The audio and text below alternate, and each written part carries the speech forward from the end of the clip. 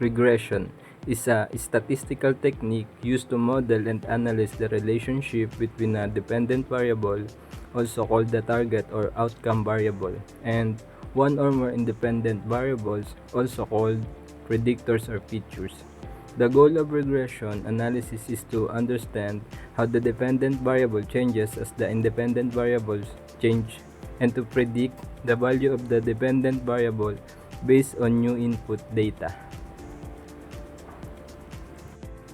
So there are different types of regression like linear regression, cubic regression, quadratic regression, but on this video, we will be focusing on quadratic regression, and also we will show some example with the use of quadratic regression in modeling the deflection of a cantilever beam. What is the difference between linear and quadratic regression?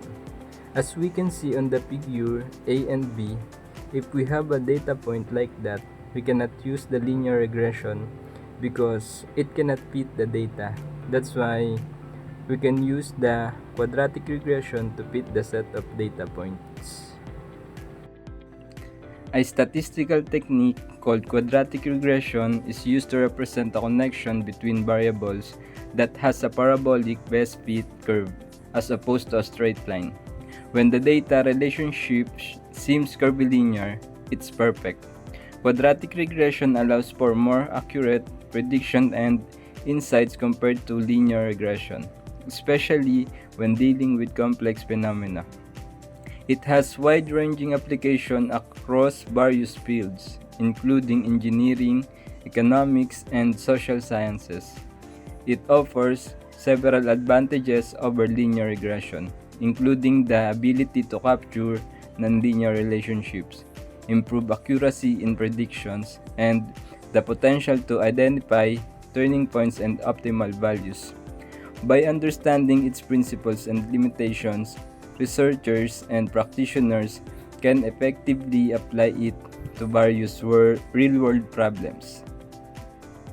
Now, let's move to the general form of quadratic regression that will be discussed by Mr. Neil Aquino. So, quadratic regression, your general form is y equals a sub 0 plus a sub 1 x plus a sub 2 x squared plus e, where your e is equal y minus a sub 0 minus a sub 1 x minus a sub 2 x squared. So for this case, your s sub r is equal to the sum from I to 1 to n of the square of y sub I minus a sub 0 minus a sub 1 x sub I minus a sub 2 x sub I squared. And then from here we apply your differential calculus technique, maxima minima, in order to minimize the error. And then we held partial derivative of s sub r with respect to a sub 0, s sub r with respect to a sub 1, s sub r with respect to a sub 2. And then we can now express your equations as a set of three simultaneous linear equations or system of linear equations with three unknown variables, a sub 0, a sub 1, a sub 2. So your first equation, n, a sub 0 plus the sum of x sub I, a sub 1 plus the sum of x sub I squared, a sub 0, a sub 2 equals the sum of x sub I. The next equation, the sum of x sub I, a sub 0 plus the sum of x sub I squared, a sub 1 plus the sum of x sub I cubed, a sub 2 equals the sum of x sub I, y sub I. And the last equation, the sum of x sub I squared, a sub 0 plus the sum of x sub I cubed, a sub 1 plus the sum of x sub I to the fourth power, a sub 2 equals the sum of x sub I squared, y sub I.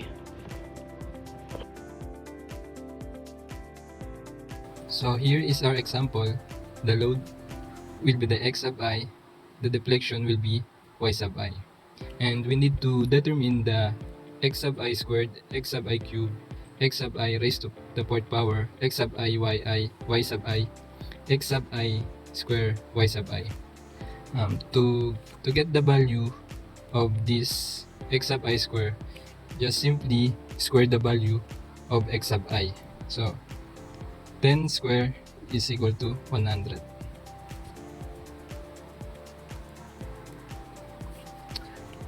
Then to get the value of x sub I cube, just simply cube the x sub I. So we have the value of 1000. And to get the x sub I4 raised to the fourth power, simply raise this value to the fourth power. So we have 10,000. And to get the value of x sub I, y sub I, just multiply the value of x sub I and y sub I. So 10 times 2.5 is 25. Then to get the value of x sub I squared, y sub I, multiply x sub I squared and y sub I. So 100 times 2.5, and we have the value of 250. Then do it repeatedly till to the last given value.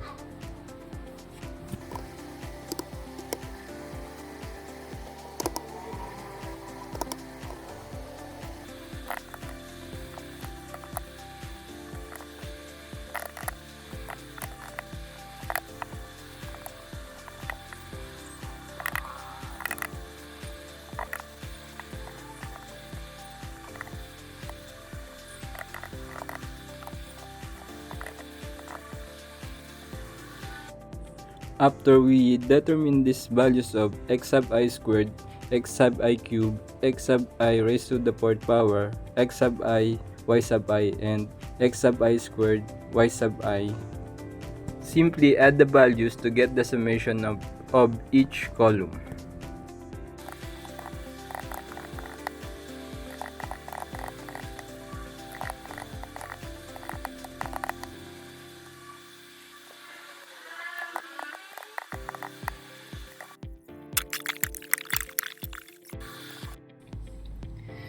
And now we have the values that we need to a linear equation. So this is the formula for a linear equation. So we have 3 unknowns and 3 equations.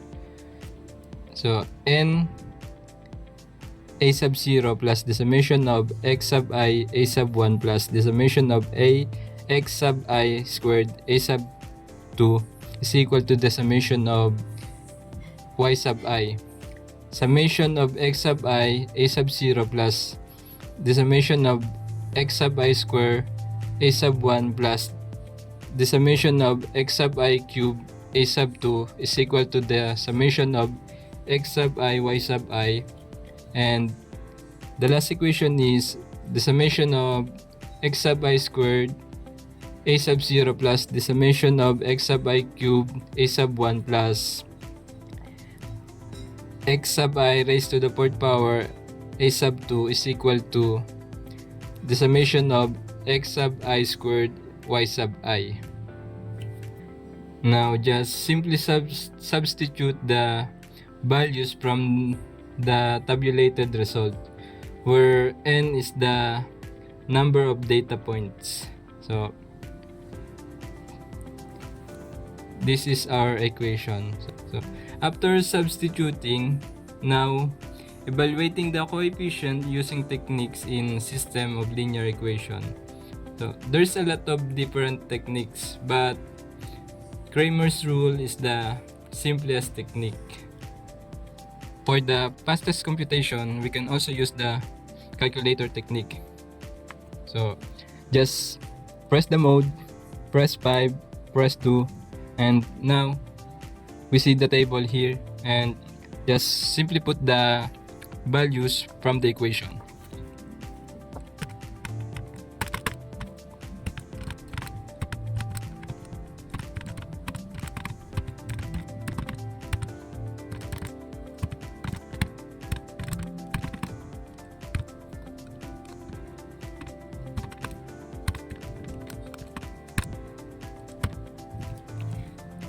So here's the result. So the x here is the equivalent of a sub 0, while the y is equivalent of a sub 1, so 0, and z is the equivalent of a sub 2, so 0.025. Now we have the values of the three unknown variables. A sub 0 is equal to 0, a sub 1 is equal to 0, a sub 2 is equal to 0.025. The least square quadratic equation is y is equal to a sub 0 plus a sub 1x plus a sub 2x squared. So just simply substitute the value to here. So we have now y is equal to 0 plus 0x plus 0.025x squared. So least square, we can use this to determine the values of y at any values of x. So we can predict other values of y given the x.